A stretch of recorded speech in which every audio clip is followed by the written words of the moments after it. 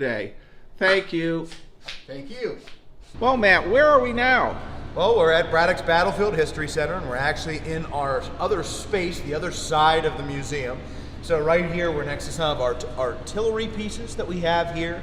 You'll also notice kind of the brown floor. It's not the whole way because it's actually painted as the road because General Braddock had to build a road on his way here, bringing these artillery pieces, bringing with him wagons and anything he's going to need to carry supplies for the soldiers and anything these guns are going to need to fire. Now, the reason why we have these here is because there were artillery pieces utilized in the Battle of the Monongahela on July 9th, 1755. Right at the beginning of the battle, trying to utilize some of this to fight the enemy, the French and many of their native allies. But of course, the way the French and then mainly the Native Americans moved down the flanks of the army, a lot of this artillery wasn't able to do much being in the middle of the woods and trying to fire this out. It wasn't able to be used as much, especially once some of the guys running these guns became targeted. So whenever visitors come here to see us, they can see some of these artillery pieces, they can see some of the wagons, and again, it's just to give a better idea of what really happened on July 9, 1755. Well, can I ask a few questions? Of course. This artillery piece here, it looks quite heavy. How did they get it through the woods? You're and right. how many men operated it? So really, when we're pulling this through the woods, you need horses. You're going to need animals that are going to be pulling this, and then you're going to need soldiers that sometimes when we get over some of those difficult spots in the road, they got to push it along as well. So you're going to need a lot of horsepower and a lot of manpower. Then when you're going to operate the gun, you're usually going to have a team of anywhere between 5 and 4 soldiers that can be able to operate this.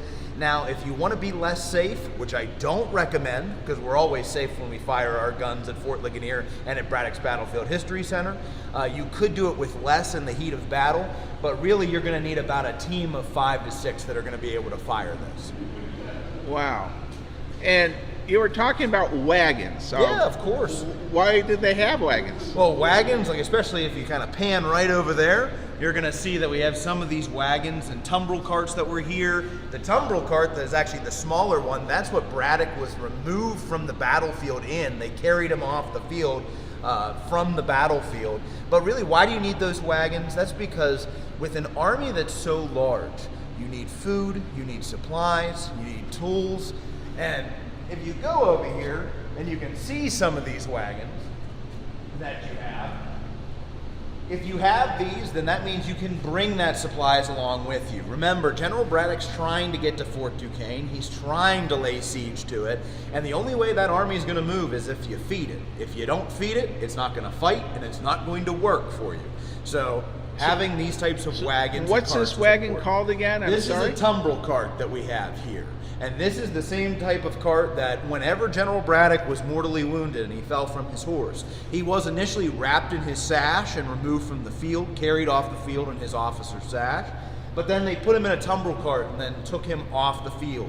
He survived for another 4 days and then finally passed away and then was buried in the road that bears his name.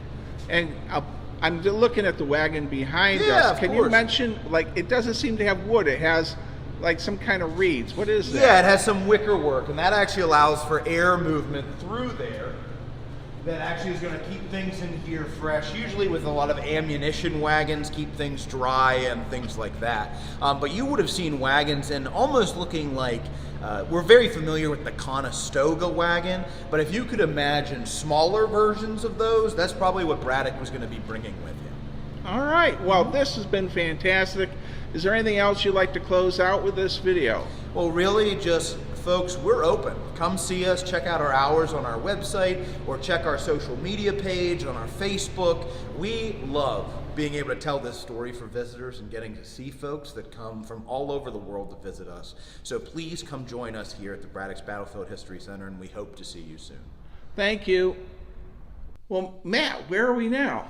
Well, we're still down here, but now we're in our classroom, named after the original founder of our site, Robert T. Messner Classroom. And here, Goober and I have just been appreciating this young man here, the Marquis de Lafayette, because we do have a traveling exhibit that is here at the Braddock's Battlefield History Center, focused on Lafayette, which is really interesting because whenever we focus on just the Battle of July 9, 1755, a lot of people kind of forget about the rest of the history that takes place here. The fact that the Marquis actually comes back through this area during his return visit and actually visits this field, and he was actually staying in the area. So he did come back through here after the Revolution and after he had been so pivotal in our history and helping win our independence. So yeah, Goober and I have just been kind of looking around and going through this exhibit that really is fascinating to talk about his time in history. You know, if you come over this way, it goes through, we got the Marquis and talking about the American Revolution and then Yorktown and a lot of that story that many of us know, but then also the fact of just his life was amazing.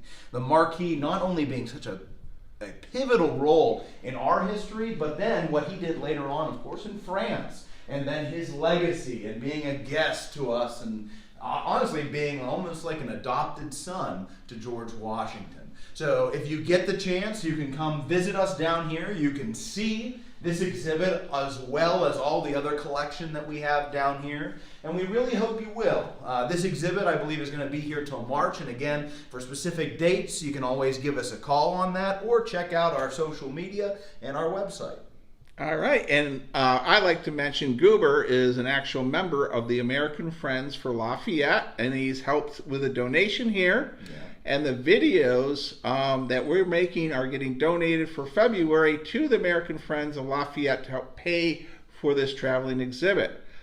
And Matt, I'd like to show you this. I did a lot of research, and Robert Kelly, the vice president of the American Friends for Lafayette, Mr. Armstrong Lafayette here, he was Lafayette's spy. And after the American Revolution, he was enslaved still, and spies did not get their freedom. Only soldiers did. So Lafayette petitioned Congress to have him become a free man. So for Black History Month, Lafayette championed for freedom and tried to help end slavery. Yeah. So I think it's wonderful that you have the Lafayette traveling exhibit here. Thank you for working with the American Friends for Lafayette. Happy to do that. We're happy to work with them. And anything else you'd like to close out? It's been great being able to tell this story, to have an exhibit like this. We hope to continue to do more things like this in the future. And again, come visit us down here, folks. All right, thank you. Well, we need to leave Braddock's Battlefield History Center and head to our next stop, but I need to mention that their gift shop is phenomenal. They carry my French Indian War games, and they have an incredible amount of historical books, t-shirts, and of course, they have Dr. David Preston, I should say, Braddock's Defeat book, which is really the Bible to this battle. So, and we have to say goodbye, but there's Goober working at the counter. And we'll end this out with Sean and Matt. Take care, guys. Thank you, everybody. See you soon. All right, you guys want to say anything else before we close this out? We'll see you soon, right? Yeah. All right. Come on down. Come out and support Braddock's Battlefield History Center, everyone.